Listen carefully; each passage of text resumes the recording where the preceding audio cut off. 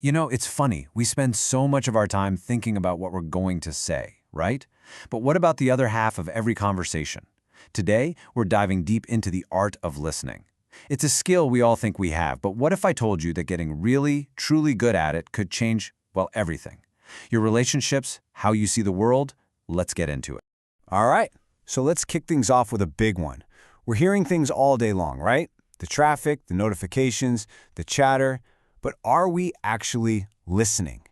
What is the real difference between just hearing a noise and genuinely listening to someone?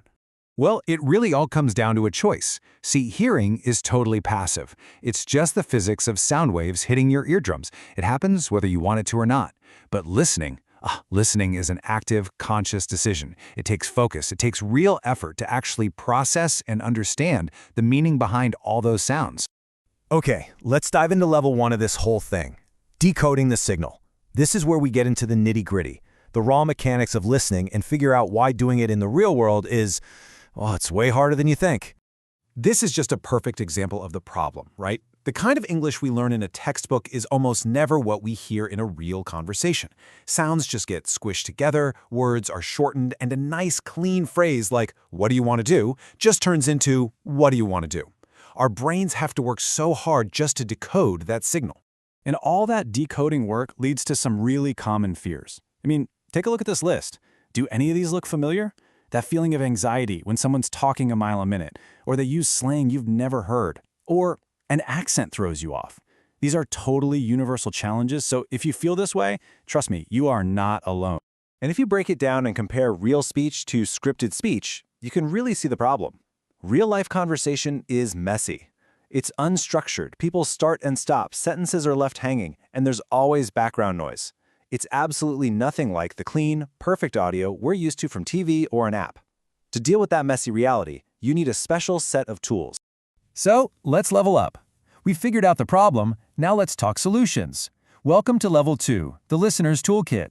These are the core techniques that literally anyone can learn to become a much better, much more active listener.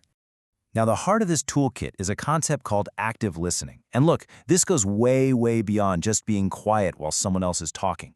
It's a real structured framework designed to take you from passively hearing words to actively understanding the entire message.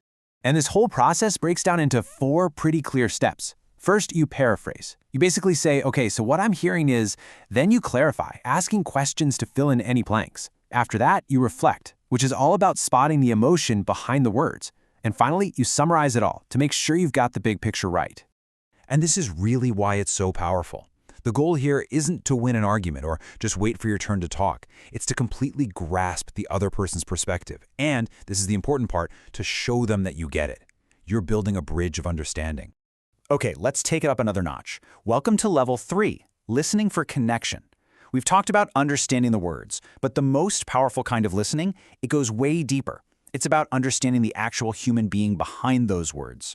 And the absolute key to this level is empathy. It's that ability to kind of step into someone else's shoes for a moment. Not just to hear their story, but to actually feel a sense of what they're going through. It is the foundation of any real connection. And you know what's wild? There's some incredible science behind this feeling of connection. It's a concept called limbic resonance, and it suggests our brains are literally hardwired to sync up emotionally with each other. When you listen with really deep empathy, your brain can actually start to align with the other person's, like 2 tuning forks vibrating together in perfect harmony. How cool is that? So, okay, how do we actually do this? Well, here's some really practical steps. First, be fully present. Put the phone away. Instead of trying to solve their problems, just reflect their emotions back to them. Ask open-ended questions like, wow, how did that make you feel? The big thing is to create a safe space for them to share without judgment. All right, for our final level, we're going all the way to the top, the interactive brain. This is where we get into the truly fascinating neuroscience that's showing us how listening isn't a passive thing at all. It's an active, creative process. Let's just get one thing straight right now. Listening is not a one-way street. It's a dance. It's this dynamic, back-and-forth process that doesn't just transfer information from one person to another. It literally shapes our brains and builds a shared reality. This brings us to this amazing idea from the world of psycholinguistics called the interaction hypothesis. And it basically says we don't learn best by just downloading information. We learn by actively negotiating meaning with each other. So all those moments of confusion where you have to ask a question or clarify something, those aren't failures. They're actually the essential ingredients for real understanding to happen. And our brains are just incredible at this stuff. Research shows that we don't just listen with our ears. Your brain is actively pulling in visual cues, like watching someone's lips move, to help it decode what's being said. Think about trying to talk to someone in a noisy restaurant. You're using your eyes just as much as your ears. It's a perfect example of how listening is an active multi-sensory experience. So if there's one crucial thing to take away from all this, it's this. True listening isn't a transaction. It's not about one person sending and the other receiving. It's a collaboration.